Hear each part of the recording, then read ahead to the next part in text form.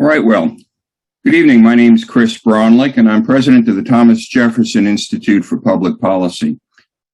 Our namesake once wrote, "To compel a man to furnish funds for the propagation of ideas he disbelieves and abhors is sinful and tyrannical, and maintaining the workplace freedom to prevent such compulsion is among the highest priorities of the Thomas Jefferson Institute." Last year, the General Assembly and Governor Northam approved a bill allowing local governments and school systems to sign monopoly union contracts with unions like the Service Employees International Union and the Virginia Education Association. Virginia governments and the citizens they represent have little or no experience with the notion of collective bargaining, and to believe the union organizers now coming into Virginia, the process is all unicorns and rainbows, as if everyone sits around the campfire singing Kumbaya. As a former Civil Service Employee Association member in New York and the son and grandson of Carpenters Union members, I can assure you, it doesn't work like that. That's why we're proud to offer this webinar tonight with a seasoned labor policy attorney and an important practitioner of negotiation who spent most of his career negotiating for the union side on this issue.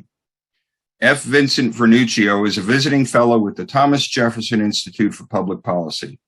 He brings over a decade of experience in labor law and policy. He's regarded as one of the leading experts in the field. As a labor policy consultant, he's advised a multitude of policy and grassroots organizations throughout the country, served as special assistant to the Assistant Secretary of Labor in the George W. Bush administration, as a member of the labor transition team for the Trump administration, and as a member of the Federal Service Impasses panel. He's well-respected, sought-after voice on labor policy panels throughout the country and in Washington, D.C., and he's advised scores of congressmen and state legislators on labor-related issues. Frank Ricci retired as a battalion chief and union president for the New Haven firefighters, in which capacity he regularly negotiated the firefighters' contract with the city. Awarded numerous commendations, including the Medal of Valor, Mr. Ricci now serves on the advisory board for Fire Engineering magazine. He was the lead plaintiff in the landmark Supreme Court case Ricci versus DeStefano and has testified before Congress on that same subject. He's lectured at the Reagan Library. He's been a lead consultant on several studies for the Yale School of Medicine, and has appeared on Hannity, Lou Dobbs, Cavuto, Hardball, NBC Nightly News, other notable news shows. He now serves as Yankee Institute's Fellow for Labor and Special Initiatives. Mr. Vernuccio, let's start with you. Virginia's collective bargaining law makes the issue a local option. Localities can choose to have public employee collective bargaining, or they can refuse to allow it. Union officials are saying collective bargaining will be collaborative.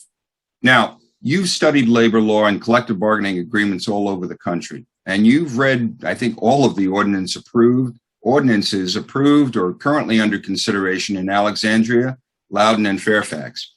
What are you seeing in those ordinances? Is it really collaborative, or are you seeing any of the same clauses and the loss of worker protections you've seen in the big city union contracts?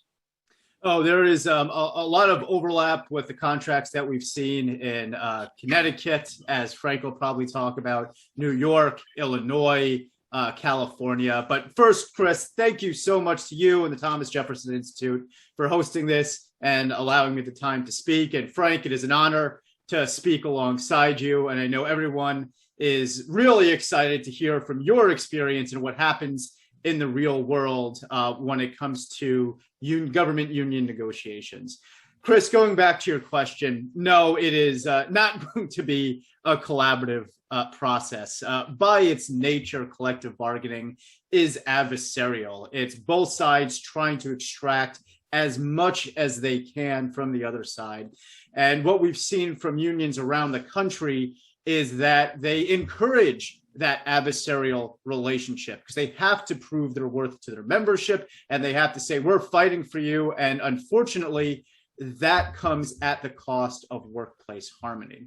And you're seeing a lot of things being set up in some of these both proposed and passed ordinances. And of course, we've seen in Northern Virginia, many areas are starting to consider it. This unfortunately has been passed in the city of Alexandria, in Arlington. Fairfax was debating it very recently, and some others. And what I notice most about those is the lopsidedness of the ordinance proposals for union rights and union privileges and employee rights. Perfect example is that in one proposed ordinance, in order to form a union, it takes simply a majority of those voting, but then to remove it, they have to jump through all of these different hoops and time frames, and it's a very narrow window. But then it's a majority of everybody in the entire bargaining unit to decertify. So it's the lopsidedness. And there's also provisions that will trap public employees into paying unions. And, we could go on and on and on.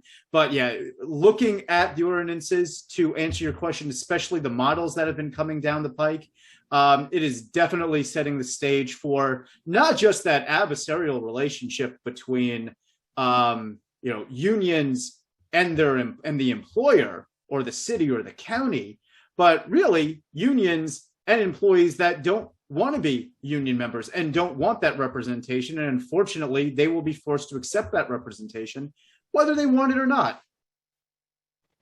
One of my favorite clauses is one you referred to as the Hotel California clause. The yes, it's very easy to form a union, but once the union's in, it is nearly impossible to decertify. Essentially, you have 30 days.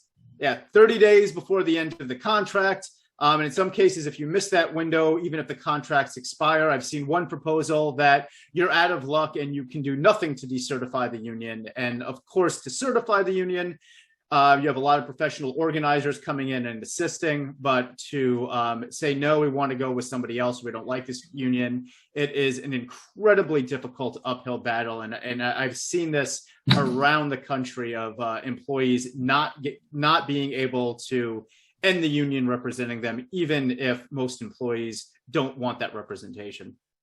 Mr. Ricci, what about you? Have you seen collaboration in practice? You're the one that's been the practitioner of this. Does it create greater workplace harmony? Chris, on behalf of Yankee Institute and our president, Carol Platt-Liebau, I'd like to just thank you. It's an honor to be here for this webinar with Vinny and yourself. Harmony really isn't what it's about. We go back to the scorpion and the frog. Vinny talked about the very nature. Some people say that politics is war without the bloodshed. I always say collective bargaining is like hand-to-hand combat without the assault charges. It's very personal. It's very dirty. And that's what the union is supposed to do by law. That's set by labor law. They're doing exactly what they're intended to do. They're advocating for their best position that they can get. But here's the thing, by any lawful means. So the unions have a saying, if you're not at the table, you're on the menu. So if they can't get at the table when they're bargaining, they get at the table by going the end run politically or through the press. So for elected leaders to understand how unions operate, they have to understand a little bit about collective bargaining. You talked about briefly how you came from a union family. A lot of people don't come from union families because they've been diminishing in the private sector. So now we have you become an elected leader, no fault of their own, but they have very little experience. And they think when they vote on a contract that they're really the up and down vote. By putting forth a collective bargaining agreement, those elected officials are actually abrogating their authority to unelected bureaucrats. And I don't even say that as a negative way. Sometimes they're really great people, human resources director, the labor director, because the collective bargaining agreement isn't just something that occurs every 4 years. The collective bargaining agreement is a work in progress every day. And there will be charges and there will be grievances and municipal prohibited practices. And somebody's going to decide how to settle those things. And a lot of times the elected officials look at a settlement and they're like, wait a second, I didn't vote for that. No, you voted for the collective bargaining agreement. So therefore, you're giving the power to a bureaucrat. The other thing to keep in mind is if you pick up any union contract and you take a look at it, you're going to find a section right in the beginning called management rights. It's usually about this big. Most collective bargaining agreements in America are somewhere between 40 and 70 pages. Everything else that you read in that contract, besides that one paragraph, basically handcuffs management. It handcuffs management to make those key decisions, to have discretion on how to manage the workforce. So every paragraph after that first one basically abridges or modifies and takes away management's rights. So it's not friendly. No unicorns at the bargaining table. Well, let me ask, in the past, you've talked a little bit about unions, quote, creating a problem to get something they want. What kind of problems are we talking about here? As I said, any problem that is created lawfully, they will do. I'm going to give you a perfect example that's been in the news. So in Connecticut, the governor, before the pandemic, allowed state employees to work from home 50% of the time. When the pandemic happened, the governor said 100% of the time you can work from home. So governor's being reasonable. He's trying to protect workers at that time. We didn't understand all the science. So lo and behold, magically, the governor says, wait a second, we need to operate the state. We need to get our workers back to work. And this is recently. So he said, okay, workers, you got to come back to work 50% of the time. What did the union do? The union sued the governor. They filed an injunction. And here's the important thing to realize. The union knew that they weren't going to win an injunction. Injunctions are hard fought and not easily won. You have to prove irreparable harm. Where's the irreparable harm about going to work? You have to prove that you'll also win on the likelihood of the merits of the case. The union wasn't going to beat the governor. But what they did by the injunction was, it wasn't about suing the governor to get to the end. They sued the governor so the governor would rush to the bargaining table, negotiate against himself, and they would get more for nothing. And then what do we have the governor do? He comes out and claims victory. We settled the suit, but the unions grabbed more power. Now they can stay home up to 80% of the time. They can petition to stay home 100% of the time. They got more power by creating a problem which was a non-issue that they never would have won. And they do this all the time. They're very transactional, and elected officials fall for it. Managers fall for it. The unions are playing chess, and management is generally playing checkers. I remember when COVID first hit, you had a situation where we were very upset in Virginia because schools were closing and kids were going to be taught from home, and teachers were doing this online, and it was very uneven and unsteady. And I remember reading in California where literally the union teachers would not do online instruction because it was not part of their union contract. And it took those the systems 3-4 months before they came to an agreement on how to do that. And that just strikes me as the kind of thing where the priority is the union, not the students and not the kids. Folks, I just want to remind you that if you have any questions, feel free to put them into the chat room or raise your hand, and we'll try to get to them at the end of all this. Vinny, let me ask you, I'm intrigued by this whole issue of worker rights and worker protections. Are there any other state laws that impact collective bargaining and in particular would protect workplace freedom?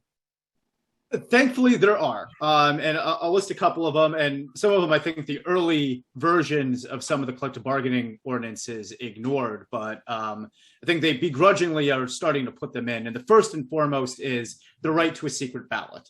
So Virginia, about a decade ago, passed the Secret Ballot Protection Act, especially for union elections. So if the state is going to allow a union to form and the union gets enough cards signed, then there has to be an election. There has to be a secret ballot election. And that's the one thing that everyone has to remember. It's, even if a county or a town or a city passes one of these ordinances, it's not just up to the elected officials. It's the public employees that get to vote. And according to Virginia law, they vote in a secret ballot election. But, and now here's where they're trying to start to get around it. Some of the ordinances are getting a little loose with what secret ballot means. So for instance, they may try to allow for electronic card signing or mail-in voting. And, we're seeing at the federal level that there's already a lot of headaches and a lot of problems with these issues. But we'll see what happens. But the bottom line is employees are entitled to a secret ballot. The other thing that thankfully in Virginia specifically, but now across the entire country, that public employees are entitled to is the ability to choose whether or not to pay the union. And that comes first from Virginia's Right to Work Act, which is something that unfortunately is now being debated yet again after working for, almost 3/4 of a century. But that and the recent Supreme Court decision, Janus versus AFSCME. And what Janus said is that everything that government unions do is political. And because of that political nature, public employees across the country have a First Amendment right to choose whether or not to pay union dues or not. So public employees in Virginia, even if an ordinance passes, even if they're organized by a union, they still will have that choice whether or not to pay union dues, and unions can't get them fired for not payment as they can for private sector employees in non-right to work states. Now, Janus actually went further, and I haven't seen some of those protections within a lot of the ordinances. In fact, I've seen them go the other way. And that is that the Justice Alito said that in order to have dues collected from an employee's paycheck, there has to be what the Supreme Court said, evidence of affirmative consent, or, shockingly, you have to show proof that someone wants money taken out of their paycheck and given to the union. Now, unfortunately, what we're seeing with a lot of these ordinances is they're saying that an employee can actually give that consent over the phone without a disclaimer, and then they're bound to it for a year. So unfortunately, while they are protected in choosing whether to pay, they can actually be trapped or tricked into payment because of a lot of these clauses. So it's another thing that unfortunately we're watching out for. Or even if they made a mistake. I mean, if you push the wrong button on a subscription, you're able to cancel almost immediately in every other consumer law. This is the one area I know of where consumers aren't protected. You're stuck once you're in. Well, the ordinances are specific. I mean, somebody could say, "Hey, you want to be part of the union?" I go, "Yeah." That's it. That's enough evidence, and then you're trapped in for up to a year, according to one of those ordinances. Yeah. Chief Ricci, let me ask you. You were a battalion chief and union negotiator. This is a tough time of year for firefighters, and police and firefighters are looked at very differently by folks because you were first responders and because so many of us still remember the events and losses from 9/11. Here in Virginia, there are a lot of places where volunteer fire services exist. In some cases, I suspect they are the only thing that exists, but in other cases, they are side by side. Here in Fairfax County, there are at least a half dozen volunteer fire stations, as well as the paid service. Now, I'm sure there's a contributing editor to Fire Engineering Magazine. You've occasionally seen some friction between paid and volunteer for services, and especially where they coexist. Let me ask you a question. In your experience, what has been the impact on volunteer firefighters when the paid service has a monopoly union contract? Well, it's kind of tragic that the union the IFF continues to diminish volunteers. And in fact, they just had one of their conventions where they codified the language that they can actually bring up firefighters, union firefighters who choose to volunteer for their community up on charges. It's really disingenuous. And you talked about what firefighters do.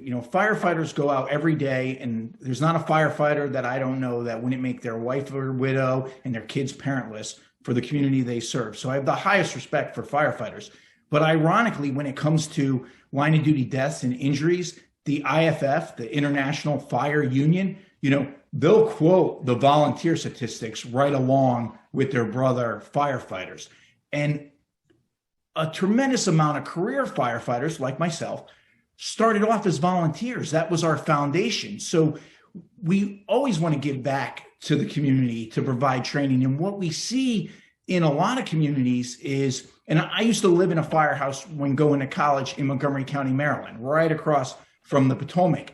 And the volunteers that were career, they usually were qualified as drivers quicker because they did it as a career, because it's hard to get that qualification to operate the pump or operate the aerial ladder. So that's the bread and butter to get out that volunteer piece so it's able to respond to your home. And the career firefighters used to give a lot of flack and threaten charges to what they got a derogatory name for it. They call them two-hatters.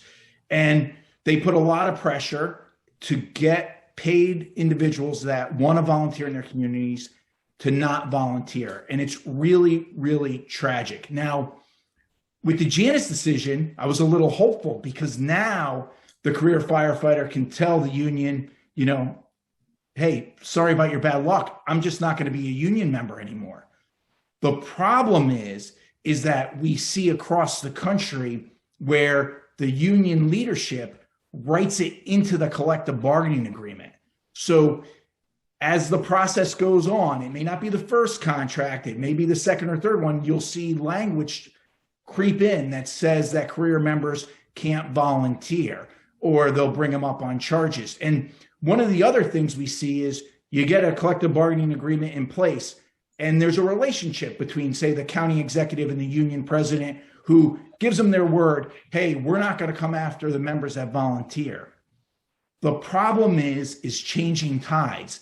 Most union presidents' term is only 2 to 4 years. So that individual may be good on their word, but that member loses an election, or now all of a sudden you have another administration come in. Now you have that issue to the forefront. So I always go back to when I lived in the firehouse in Montgomery County, Maryland. One of the guys would come in and he was from Detroit, Michigan, and they would give him a hard time. And one day he just lost it. And he's like, I come from Michigan and I see foreign cars in the parking lot. I got one of you guys that's a part-time carpenter, non-union. One guy's a part-time electrician.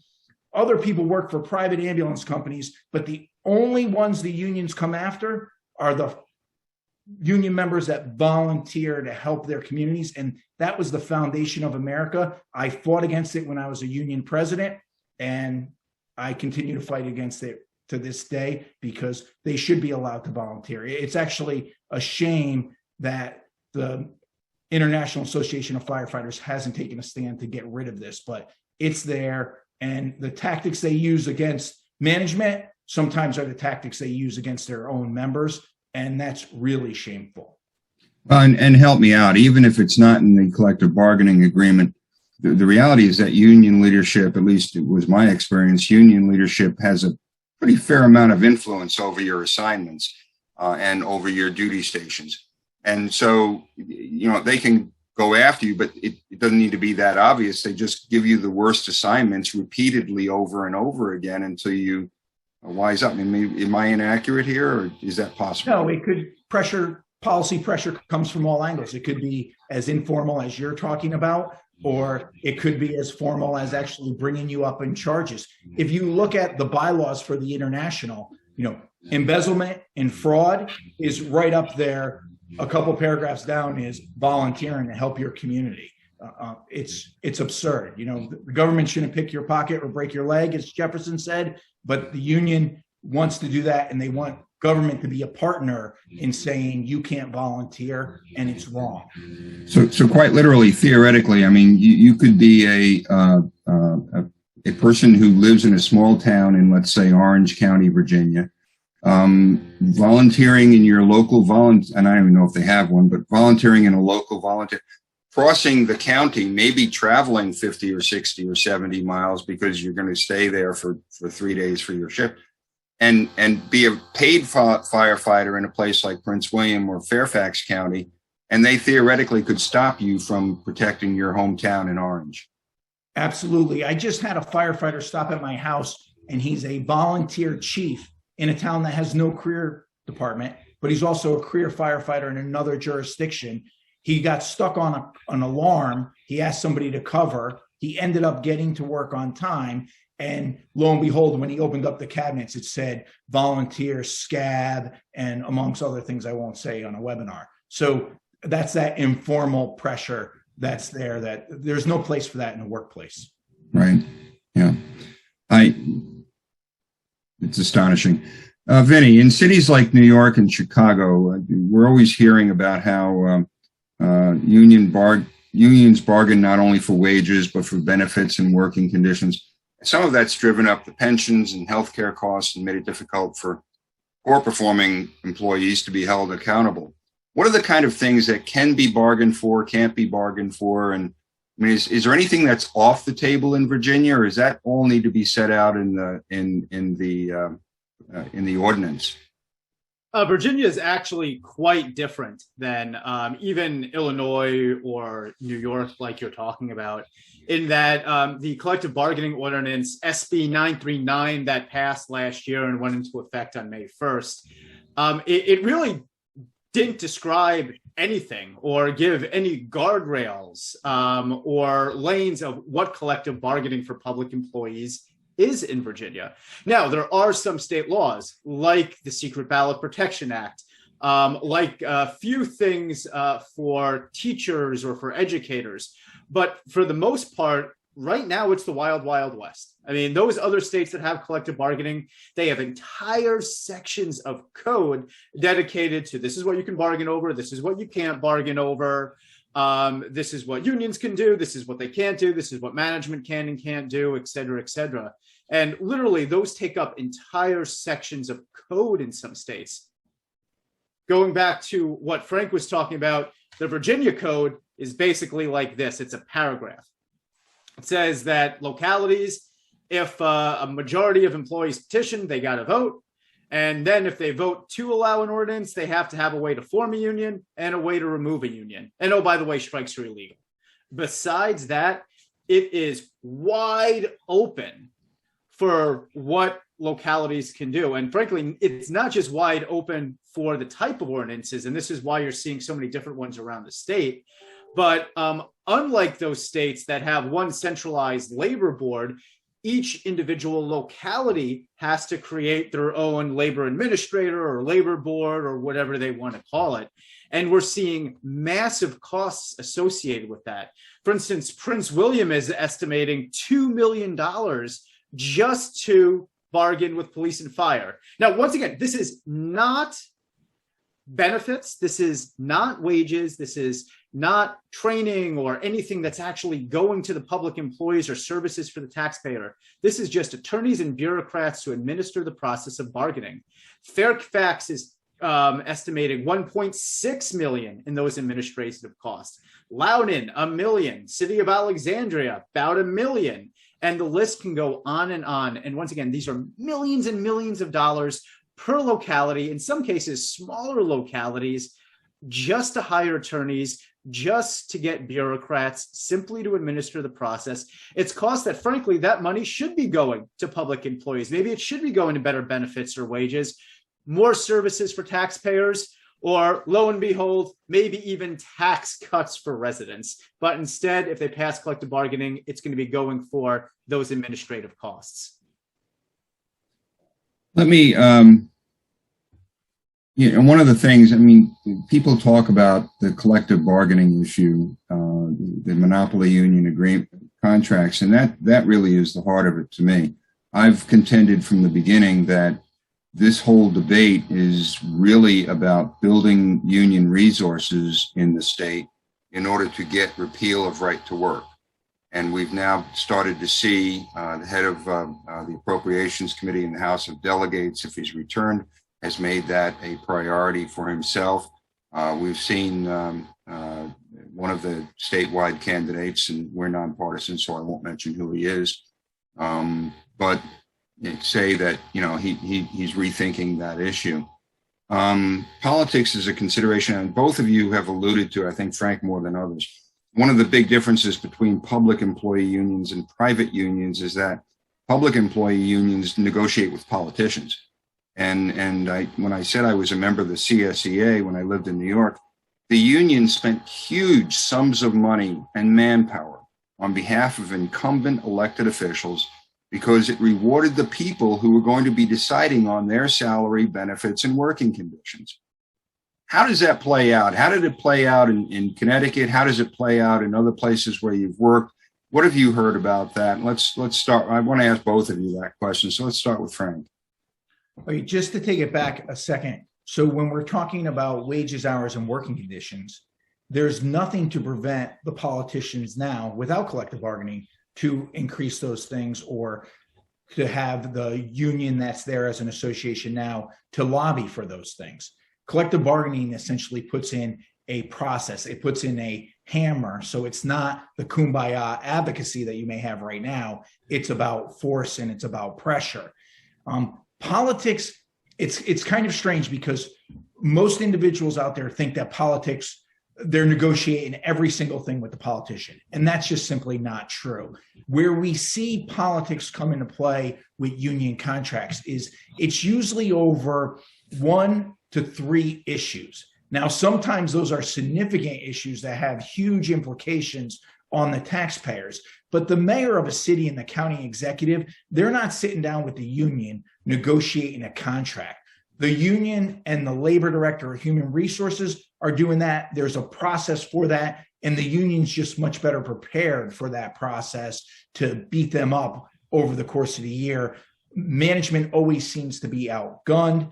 That's one of the things at Yankee Institute that we're doing differently, is we actually put forth a program on management strategies to train labor directors, department heads, managers, elected officials on how to negotiate with the union. So politics plays a critical role for those significant issues, but individuals have to realize it's not just all politics. I've seen, now Yankee, we're bipartisan.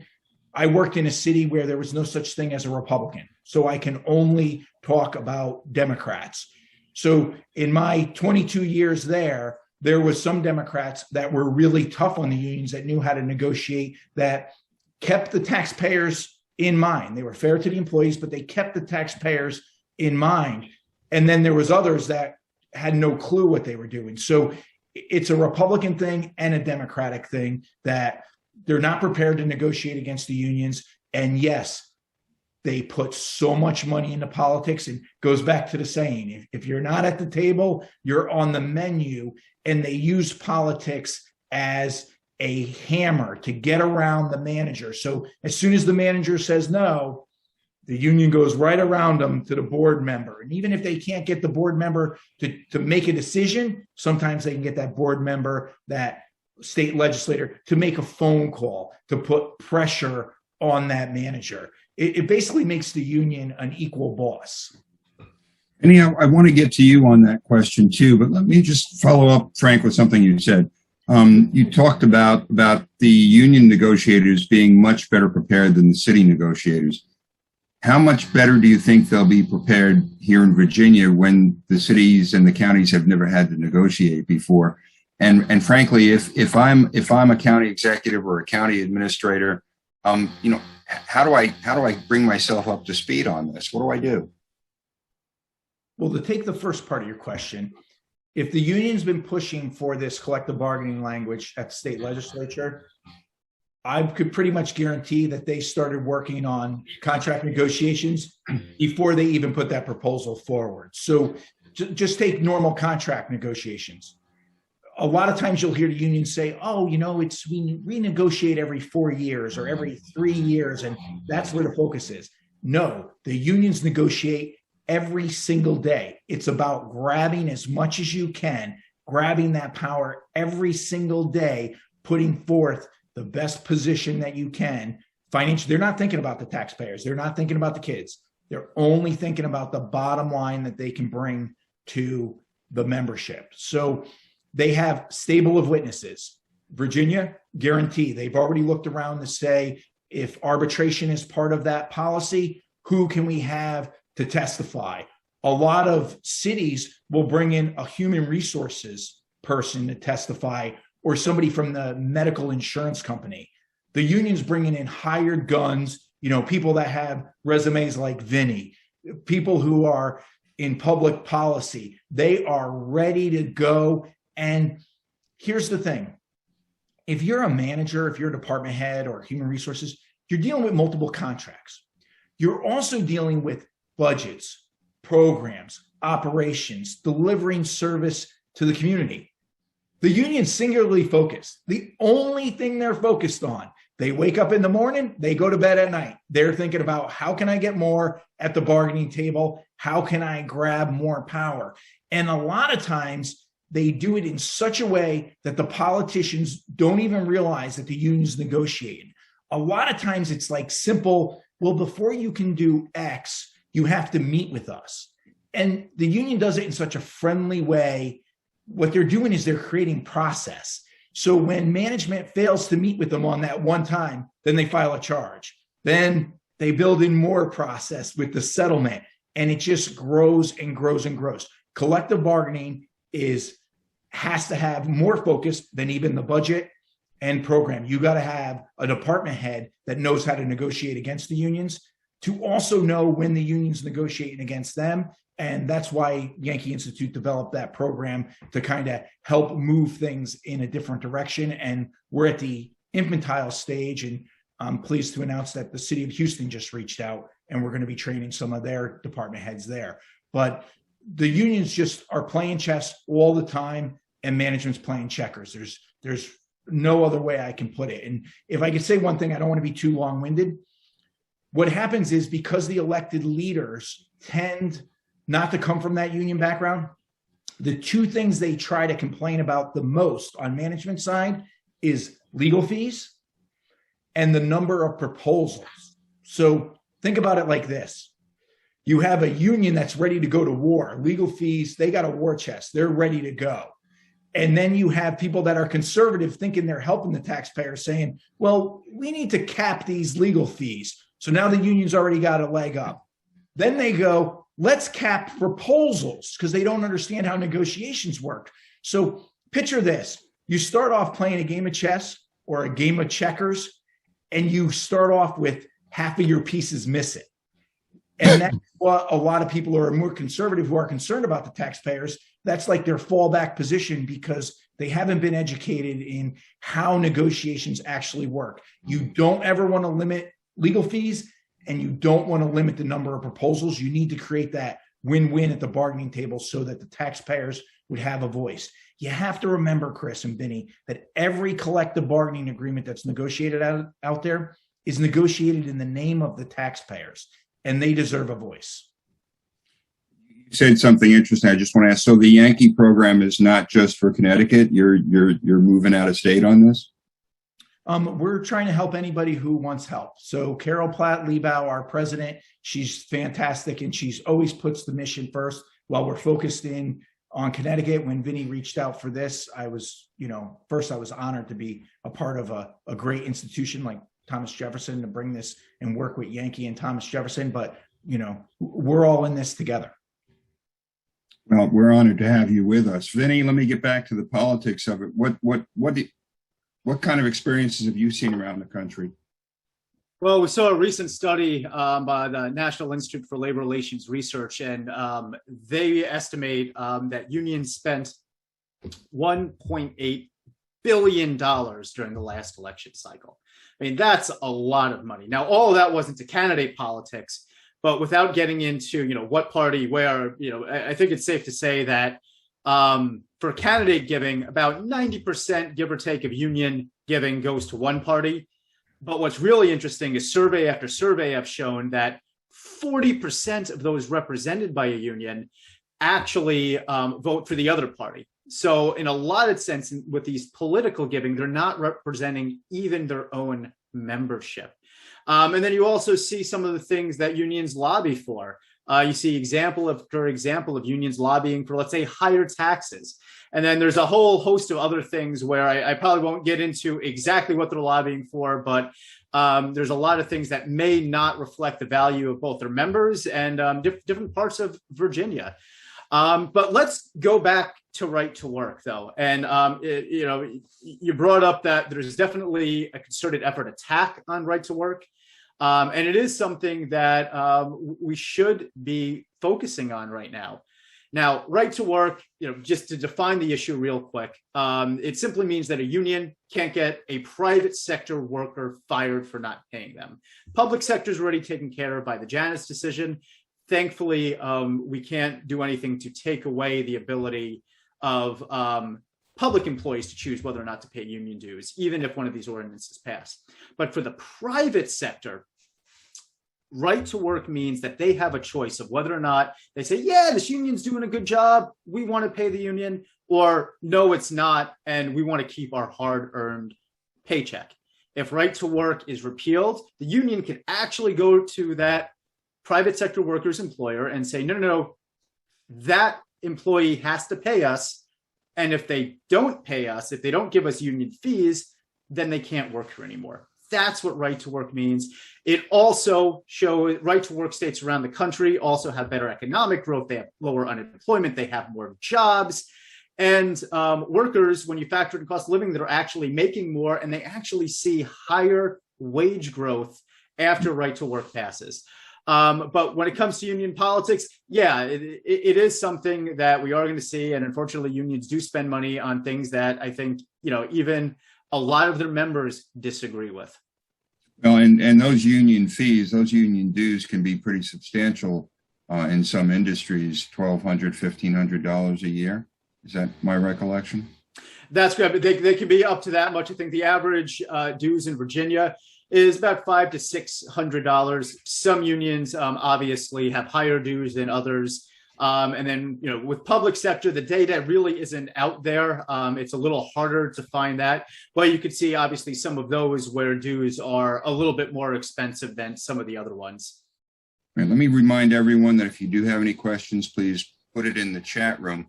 I'm gonna step off the collective bargaining issue for a second because you've emphasized right to work.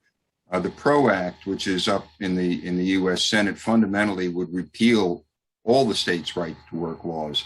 And my understanding, my recollection, and I'm assuming he's still holding firm that Virginia Senator Mark Warner is still holding firm that he's not going to support it the way it is currently written. Is that okay? Have you got an update on that by any chance? There's been some rumors about Senator Warner back and forth, but right now the PRO Act is still on the table. It's been passed out of the House. It's still waiting in the Senate. They still have to not just get to 50 in the Senate, but they have to either abolish the filibuster, which that does not look like it's going to happen, at least right now, or get to 60 in the Senate to pass the PRO Act. And Chris, you're exactly right. The PRO Act would abolish right to work across the country for private sector workers across the country, including here in Virginia. But it would even go further than that. It would destroy the franchising industry.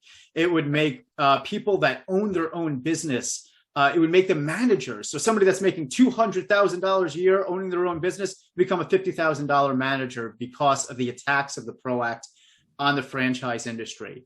Independent contracting would be next to impossible because of the standards that the PRO Act puts forth.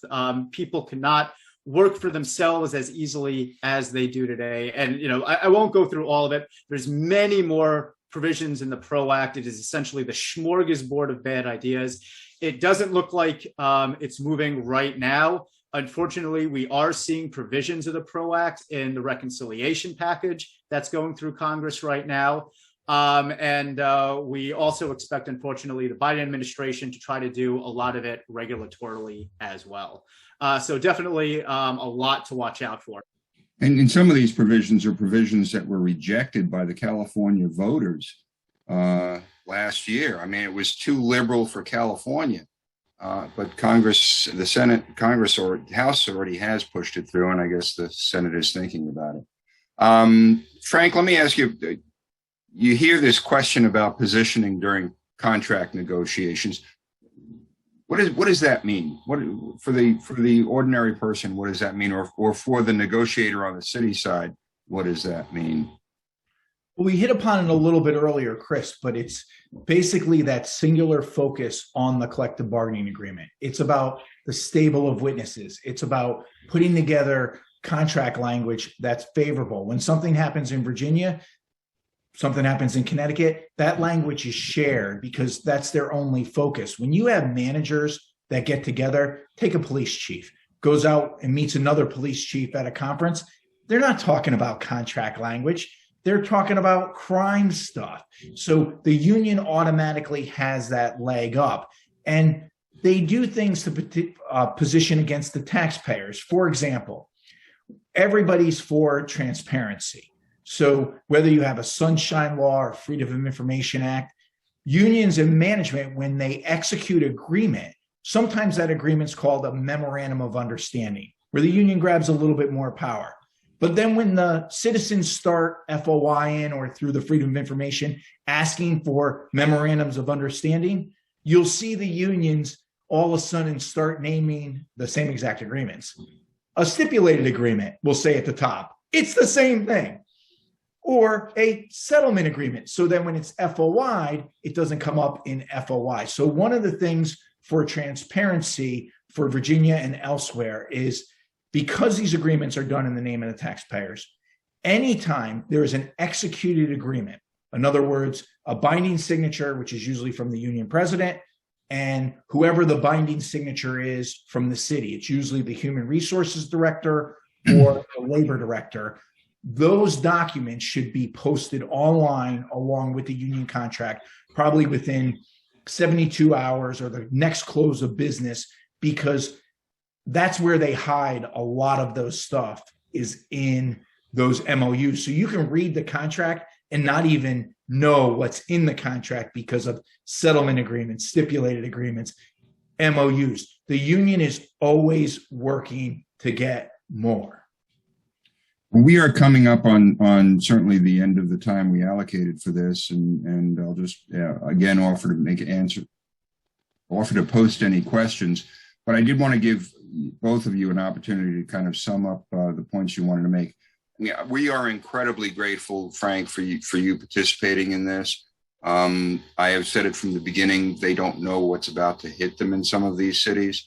And some of the counties, I'm afraid of the elected officials, A, do believe it's going to be a nice collaborative agreement. And B, they're just helping out the people that helped them get elected in the first place. So I guess that was sort of a favor. So let me ask you about favors. You find that kind of thing going on in this world? Well, when it comes to labor management, it's okay to do a favor for somebody, but you never want to ask them to do a favor for you, because the whole mindset of negotiations is you want to create a obligation on the other side, and that favor is going to come due at the time that you don't want it to come due. And they know how to push favors. I was in a bar one night and there was a Hell's Angel there, and my friend asked him, what can get you killed as a Hell's Angel? And he looked at him and he said, the only thing that could get you killed quicker than a bullet is a favor. And he meant by owing a favor. And what you have to watch for, because I used to do it all the time, is the unions will do everything they can to create an obligation even when it's not there. So if management was going back and forth with me and I was giving in to something that they were going to get anyway, I'd be like, yeah, I'm willing to do you a favor this time, because I want to obligate them. And a lot of managers, they just they don't even know. But when they're in a room with a bunch of people, now I'm going to come back and say, well, remember the time I did that big favor for you because you needed this, and I'll run down the thing. I make everybody uncomfortable. So favors are important. It's a negotiating tool that the unions use against management. And all too often the union will claim a favor when one doesn't exist. And the manager needs to know to stop it, because it'll come back when there's a room full of people and it'll embarrass the manager, even though the manager did nothing wrong. I think I used to hear it referred to back in New York as deposits in the bank. It was the bank of favors that you had negotiated. We have a question from the Fairfax County Taxpayers Alliance, at least I think the president of it. In Fairfax County, unions already make huge campaign contributions and campaign for candidates. What's going to change with collective bargaining? And I'll leave that to both of you, frankly, if you have different thoughts on it. Sure. Well, I mean, the question of the political, yes, they already do those political contributions. We'll see what happens when it comes to politics. But what I want to focus on is what's going to happen to the individual employees. Once again, by a collective bargaining agreement, they could be trapped into paying union dues. They could be forced to have money taken from their paycheck because of that. They also could be trapped into a union that they don't want, that would have the ability to represent them. Remember, what we're talking about with collective bargaining is giving unions that monopoly, that exclusive representation to represent all employees. So the biggest thing that's going to happen is that the union will have a monopoly. That individual employee that could go to their employer will no longer be able to have that ability. At the very least, the union will have to be present. More likely than not, they'll have to go through the union, and they'll have to accept whatever the union negotiates for them. Now, Fairfax is now in the middle of drafting their ordinances. I know they're still debating it, but essentially they've said the sky is the limit of what can be bargained over. Wages, benefits, no limit there. Even working condition, even management rights, the ability to do schedules, the ability to do layoffs, the ability to do discipline. All of that is on the table. They don't have to bargain over it, but the way the ordinance is written is that if they pressure the employer to bargain over it, the employer could give in and give a lot of power to the unions to negotiate those things, even in states of emergency. Before, emergencies were off the table. Now it's, well, if it's anticipated in the collective bargaining agreement, you have to abide by the collective bargaining agreement. And even if it's not, you have to negotiate with us as soon as you can. So a lot's going to change, and it's going to give a lot more power to the unions. You mentioned Fairfax County, and last we had checked, I think it was anticipated that there would be a public hearing on October 5th. I think that there was going to be a decision made today on the exact date, but not just Fairfax County, but any county. What can a citizen do about this to sort of call this to the attention of their local official? It's sort of lobbying 101, but you want to talk about that just a bit, and some of the points that they might want to make? Well, I mean, we are a C3, so we're not going to get into too much of, what to do, but, definitely they need to make their voices heard, and they have to say, this will harm us, and talk about what collective bargaining will do.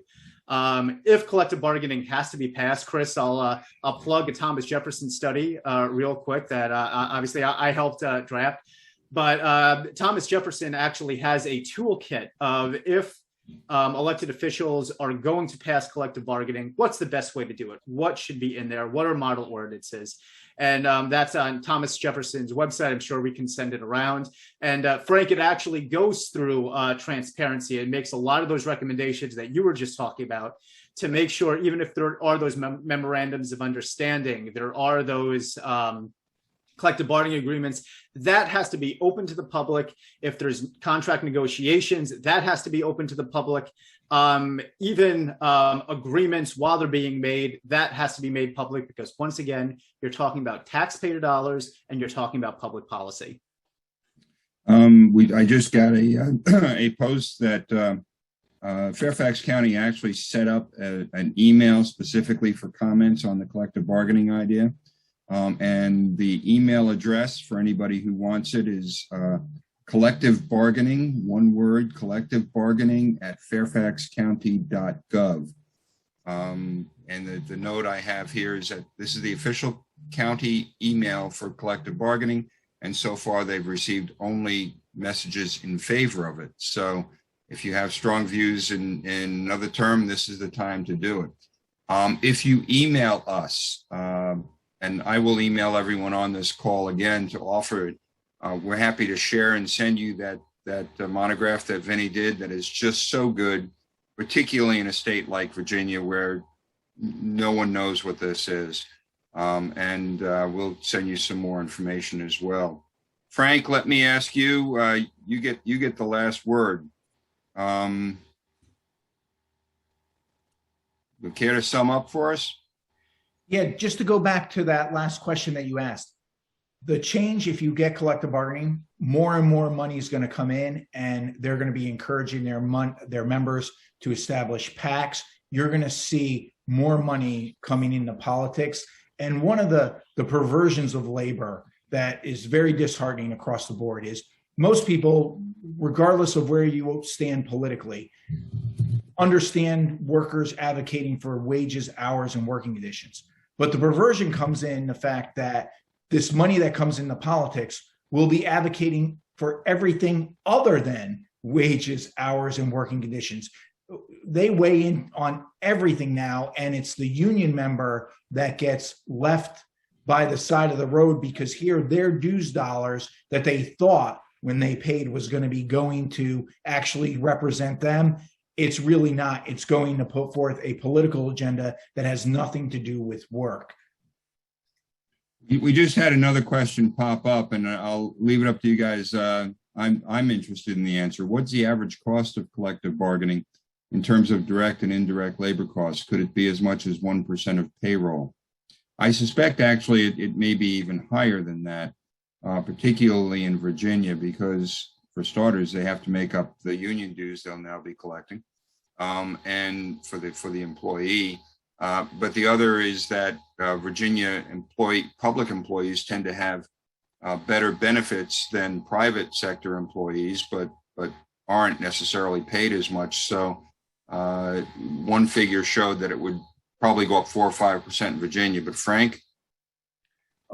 That's what you said about that the private sector and public sector, at least for Connecticut, they're not paid as much, but public sector workers get better benefits. Yankee Institute did a study and they found that the pay is almost comparable, within like $1,000 to $2,000 a year, but public sector workers get 28% more in benefits.